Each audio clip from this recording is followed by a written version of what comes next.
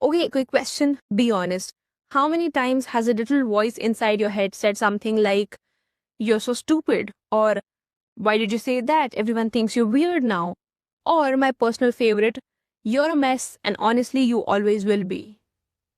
If you said 0 times, congratulations, you're either a monk or a liar. For the rest of us, that voice is basically a full-time employee who lives in our heads rent-free, gets zero work done, and somehow still has the audacity to criticize us 24/7. Today, we're firing that employee, or at the very least, putting it on a very strict performance improvement plan. Hey, I'm Shrishti. Welcome to my channel. In this video, I'm going to break down why your brain does this, and more importantly, 3 practical tools that you can start using today to actually quiet that noise. So stick around because this one might genuinely change how you talk to yourself. Let's go.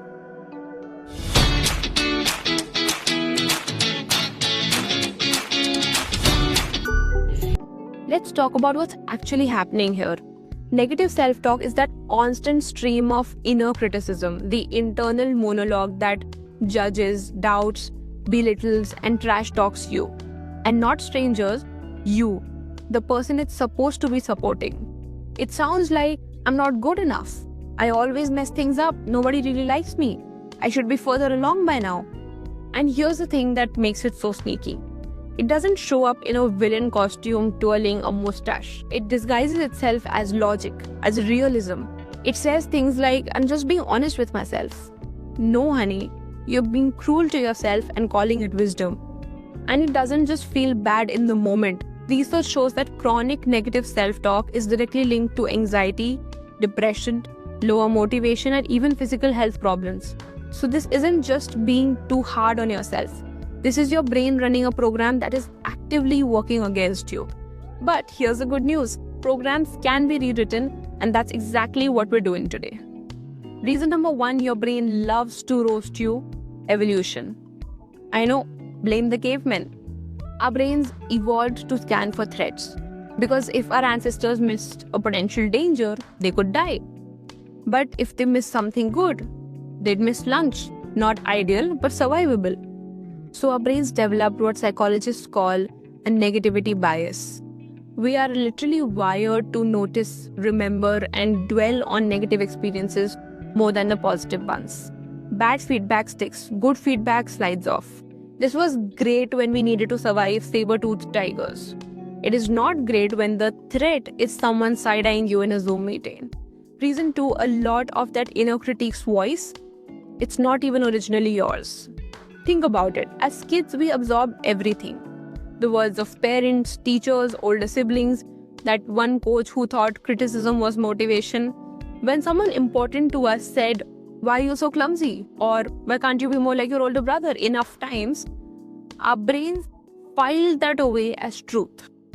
And now, years later, we do their job for them. We don't need them to criticize us anymore. We've internalized it. We run the program on autopilot. That's not weakness, that's how human brains work. But recognizing it, that's where freedom starts. And then there's reason 3. And look, I know we all know this on some level, but I'm going to say it anyway. Social media is absolutely not helping. We are comparing our entire lives, including our bad days, our messy rooms, our self-doubt spirals, to everyone else's highlight reel. And our brain, bless its little threat detecting heart, sees that gap and goes, "See, everyone else has it together. Why don't you?" The average person sees hundreds of curated images a day of people who look happier, more successful, more put together. And every single one of those posts is an invitation for your integrity to speak up. So yes, the negativity bias, your childhood programming, and the algorithm are all conspiring against your mental peace. Charming. But now, we know the enemy. Let's talk about how to fight back. Okay, here are 3 tools that actually work, and I mean that. These aren't just think positive platitudes. These are grounded in cognitive behavioral therapy and psychological research. Let's go. The first tool is called thought labeling, and it's beautifully simple. Instead of getting swept away by a negative thought, you just name it. So when your brain says, "You're going to fail this presentation," instead of agreeing or spiraling, you say, "I'm having a thought that I might fail this presentation." Do you hear how different that sounds? One version puts you inside the thought, the other one puts you outside of it, looking at it. You can even take it further. My brain is producing a fear-based thought about the presentation. Now you're basically a scientist observing your own mind. Very calm, very in control, 10 out of 10 recommended. The reason this works is because it activates your prefrontal cortex, the rational part of your brain, instead of just letting the emotional limbic system run the show. You're not suppressing the thought, you're just not letting it be the whole story. Tool 2 is cognitive reframing, which is a fancy way of saying challenge the thought and replace it with something more accurate. Notice I didn't say replace it with something fake and positive. I said more accurate. Because toxic positivity is its own problem, and telling yourself everything is amazing when it clearly isn't, your brain just won't buy it. Here's how reframing actually works. You take the negative thought and cross-examine it like a lawyer. Ask yourself, is this thought 100% true, or is it an interpretation? What evidence do I have for this thought? What evidence do I have against it? Would I say this to a friend going through the same thing? The last one hits different, by the way, because we are so much kinder to the people we love than we are to ourselves. If your best friend called you and said, I totally messed up that meeting, I'm such an idiot, would you say, yeah, you really are? No, right? You'd say, that's not true. You're being too hard on yourself. One meeting doesn't define you. So why is your friend getting the compassion, but you're getting the courtroom level examination? Talk to yourself like you talk to someone you love. And tool 3 is what I call the self-talk replacement method. This is where you actively build a new inner voice, not by ignoring the critical one, but by consistently introducing a counter voice until it becomes your default. Here's how.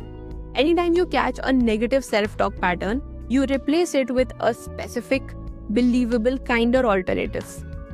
The key word is believable. You don't have to go from I'm worthless to I'm a literal god. That's too big a jump, your brain won't accept it. Instead, try bridge thoughts. I'm worthless becomes I'm struggling right now, and that's okay. I've gotten through hard things before. Now that's true, that's kind, and your brain can actually absorb it. Do this consistently, and I'm talking weeks, not days. And you start to rewire your default self-talk patterns. Neurons that fire together wire together. Every time you practice a kinder thought, you're literally building a new neural pathway. You're not just thinking differently, you're becoming someone who thinks differently. And that is real, lasting change. Okay, quick recap before your future self is going to thank you for remembering this. Number 1, thought labeling. Step outside the thought, observe it, don't become it. Number 2, cognitive reframing. Cross-examine the thought, is it actually true? What would you say to a friend? Number 3, self-talk replacement. Replace with bridge thoughts. Build the kinder voice, one rep at a time. And here's the thing that I want you to take away from today more than anything else. Your inner critique is loud, but it is not right. It is not truth. It's a pattern, and patterns can be changed. You don't have to hate yourself into becoming better. Compassion is not weakness. Kindness towards yourself is not delusion. It is the foundation of every real, sustainable change that you will ever make. So the next time that voice pipes up and says you're not enough, I want you to pause, label it, challenge it, and then very calmly tell it, not today. If this video helped you, drop a comment below telling me one thing your inner critique says that you're done believing. And if you want more content on building a healthier, kinder relationship with self, you know what to do. Subscribe, hit the bell, and I'll see you in the next one. Bye!